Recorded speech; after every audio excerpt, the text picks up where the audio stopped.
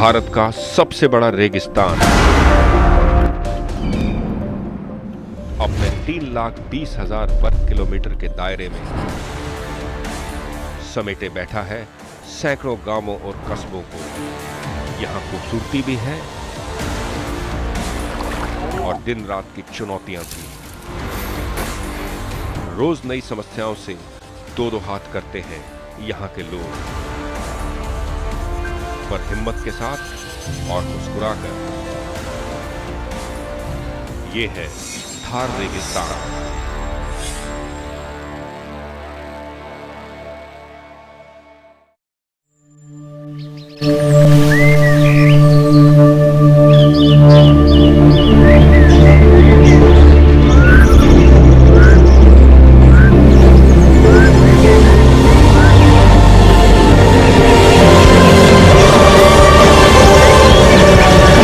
राजस्थान की सुबह।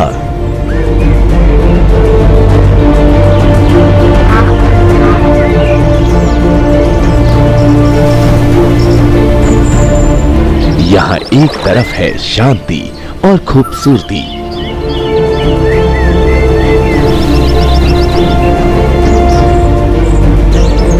तो दूसरी तरफ है वही शोर शराबा और चिल्लपों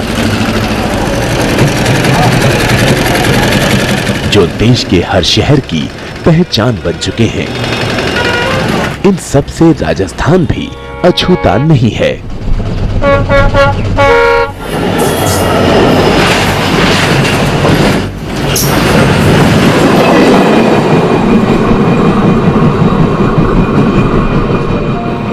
पर इन सब के अलावा कुछ और भी समेटे बैठा है अपने अंदर ये बेमिसाल प्रदेश। वो है थार रेगिस्तान।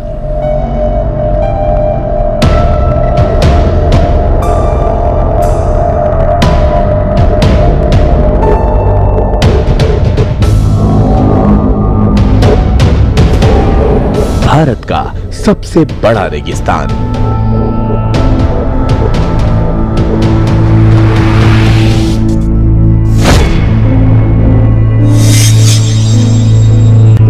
लाख 20,000 वर्ग किलोमीटर में फैला थार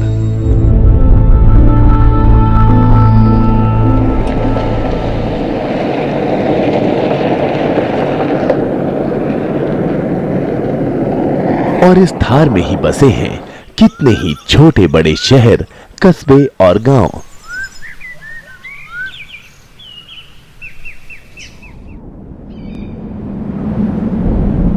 थार मरुस्थल को करीब से जानने के लिए जरूरी है इन कस्बों और गांवों की तरफ जाना।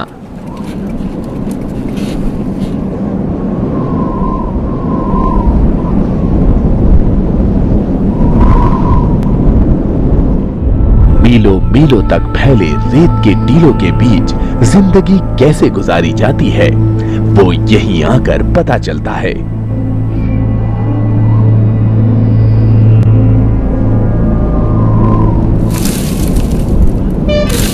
इन्हीं गांवों में है वो चुनौतियां जिनसे शहर के लोग कभी वाकिफ नहीं हो पाते।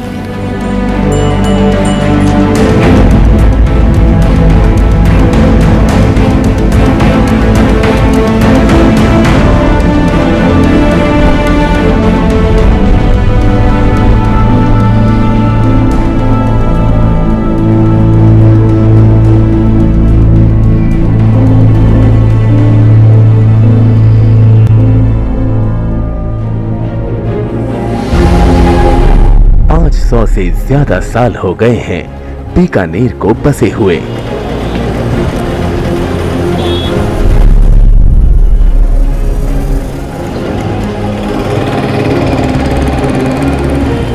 उससे पहले ये नगर थार मरुस्थल का ही हिस्सा था।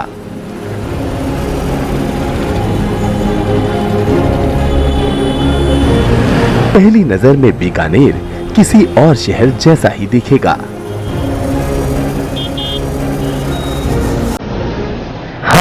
जूनागढ़ का ये महल जरूर आकर्षण का एक बड़ा केंद्र है।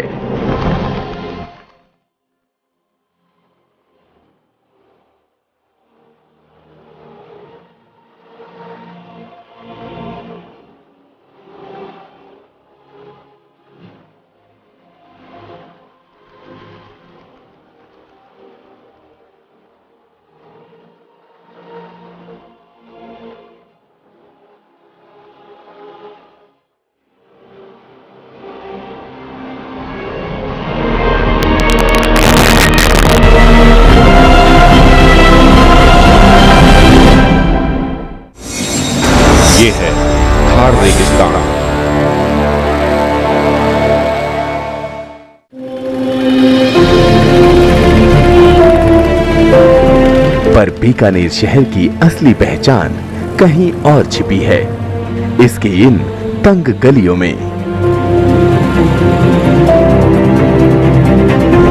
और यहाँ बनाई गई 100, 200, 300 साल पुरानी इन विशाल आलीशान हवेलियों में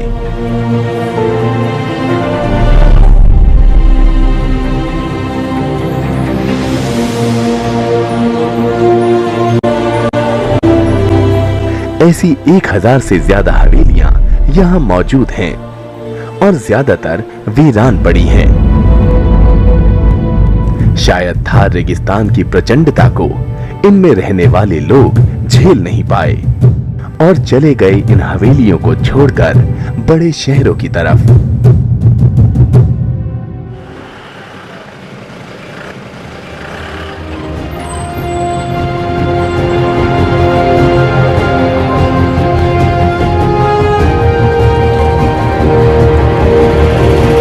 शेखावटी का ये इलाका सदियों से अपनी अनूठी चित्रकारी के लिए भी प्रसिद्ध है।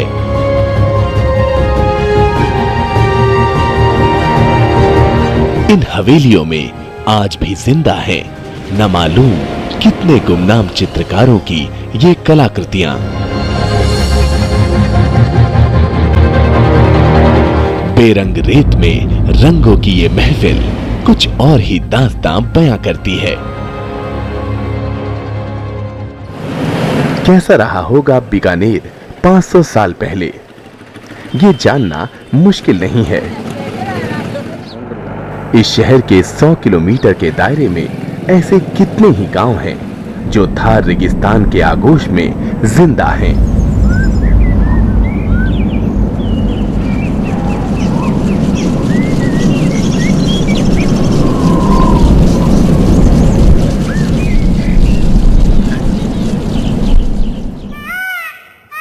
ऐसा ही एक गांव है।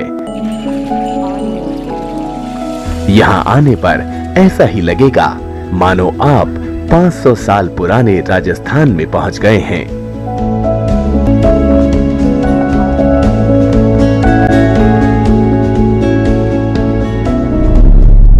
दूर दूर तक फैले रेत के टीले,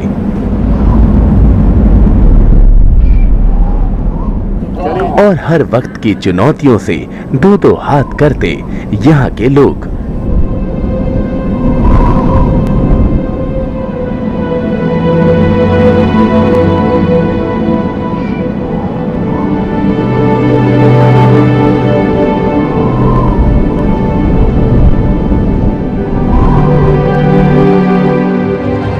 अब एक वो सवाल जिसका सही जवाब हम में से शायद किसी के पास नहीं है।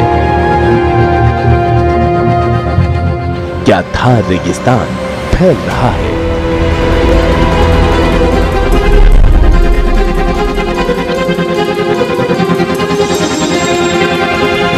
ऐसा माना जाता है कि 1950 के बाद थार ने अपनी जड़ें पंजाब, हरियाणा और मध्य प्रदेश तक फैला दी हैं।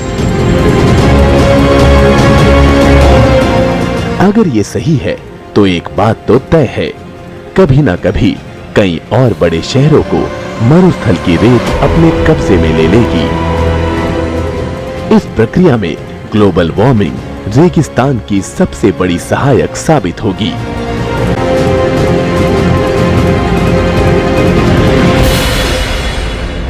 इस जटिल सवाल का जवाब ढूंढने के लिए हमने रुख किया ICAR की ही संस्था central arid research zone institute यानी कार्जी की ओर। भारत के तमाम शुष्क इलाकों में कितने ही नए प्रयोग कर रहा है कार्जी।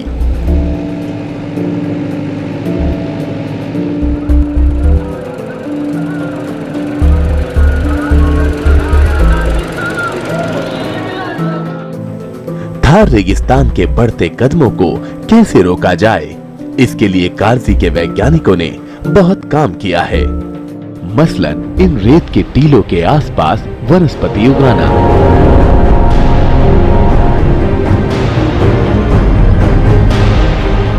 और इसके लिए गांव वालों को भी प्रोत्साहित करना। थार रेगिस्तान वाकई फैल रहा है या नहीं। बीकानेर में कारजी की शाखा के प्रमुख डॉक्टर ND यादव कुछ इस तरह से इस मुद्दे पर रोशनी डालते हैं। आज का आदमी, बूढ़ा आदमी जो 100 साल का है, गर्मी में बेचैन हो जाता है, कहता है आंधी नहीं आ रही है, बड़ा उमस हो गई है। पहले उमस नहीं होती थी। वो अपने हिसाब से एक्सपेक्ट करता है। जो जियोलॉजिस्ट हैं वो अपने हिसाब से कहते हैं कि ये चीज़ें यहाँ मिल रही हैं, इसका मतलब कि Thar is coming here, Haryana की तरफ बढ़ रहा है या दिल्ली की तरफ बढ़ रहा है। एक एग्रीकल्चर साइंटिस्ट होने के नाते और जो फॉरेस्टर हैं या एग्रीकल्चर साइंटिस्ट हैं वो कहते हैं नहीं, ये बढ़ नहीं रहा है, ये रुक चुका है। लेकिन रुकने के बाद भी कुछ ना कुछ इन्फ्लुएंस, जब क्लाइमेट चेंज होती है, मान लीजिए इस साल बारिश नहीं हुई, तो हो सकता है कि सिचुएशन इतनी वर्स्ट है, वेजिटेशन सूख जाती है, सरफेस वेजिटेशन होती नहीं है, हवाएं चलती हैं, तो यहाँ की डस्ट हो सकता है 20-50 किलोमीटर तक आगे चली जाए। लेकिन अगले साल अगर बारिश अच्छी है तो वहां नहीं जाएगी। अगर इरिगेशन बंद हो गई, एनी हाउ सपोज कैनाल बंद हो गई, तो शायद इससे भयावह डिजर्ट हो सकता है, क्योंकि उस मिट्टी को रोकने के लिए फसलों और एनिमल्स के अलावा और कोई चीज़ बचा नहीं है। हम लोग इसीलिए उनको प्रेशर डालते हैं कि आप अपने क्षेत्रों में बाग लगाइए, पेरेनियल्स लगाइए, जिससे अगर बारिश ना हो तो वो पेरेनियल्स जो है मिट्टी को रोके रहे और इसमें कोई एक्सपेंशन ना हो। ये है थार रेगिस्तान।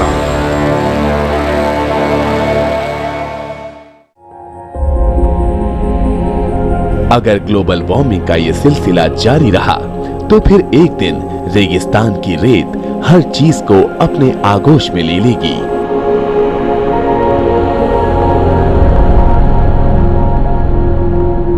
इसका एक छोटा सा नमूना दिख रहा है इस सड़क पर।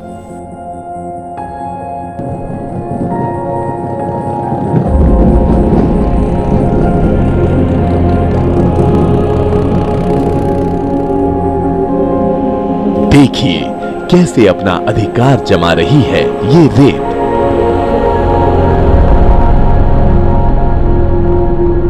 अगर इसकी चले तो ये सड़क के अस्तित्व को ही मिटा दे। पर ऐसा होगा नहीं।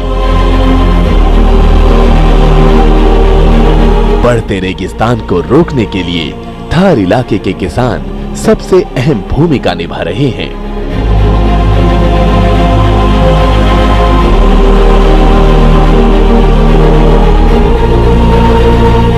जैसा कि डॉक्टर यादव बताते हैं, हम लोग जो भी रिसर्च कर रहे हैं वो हम किसानों के साथ भी करते हैं। जब हमारी टेक्निक निकल जाती है तो हम किसानों को सबसे पहले, हमारे गांव लिए गए हैं, 13 गांव हमने लिया है MGMG प्रोग्राम में अभी, और 2 और 1 गांव हम पहले हमेशा रखते थे। दूसरा, ट्रेनिंग देते हैं हम यहाँ। हमारे यहाँ अभी 4 ट्रेनिंग हो चुकी है, 6 ट्रेनिंग अभी और होनी है। अच्छा। और हम फार्मर्स को, सिलेक्टेड फार्मर्स को बुलाते हैं गांव से, 25 और 30 किसानों को, और 2 दिन की उनको पर्टिकुलर टॉपिक पर ट्रेनिंग देते हैं। वर्कशॉप की तरह नहीं, ट्रेनिंग पढ़ाते हैं। अच्छा।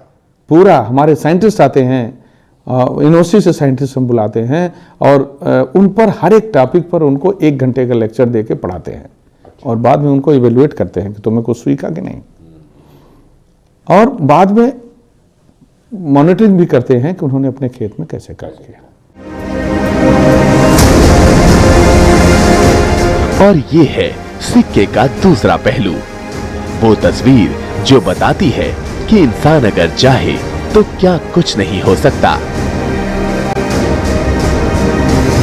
देखिए थार मरुस्थल के किसानों ने कैसे वश में कर लिया है रेत के इन टीलों को।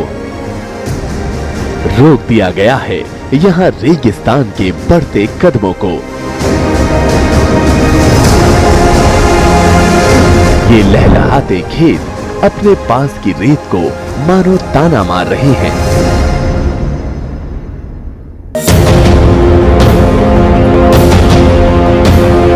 कहानी अभी खत्म नहीं हुई है।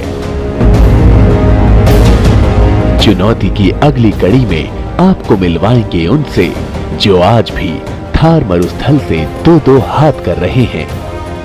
पेट में है और क्या कर, बरसात नहीं हो तो दाना पोवे नहीं, घास फूस पोवे नहीं। कई तरह की आवाजें उठती हैं इस बेरहम रेगिस्तान से।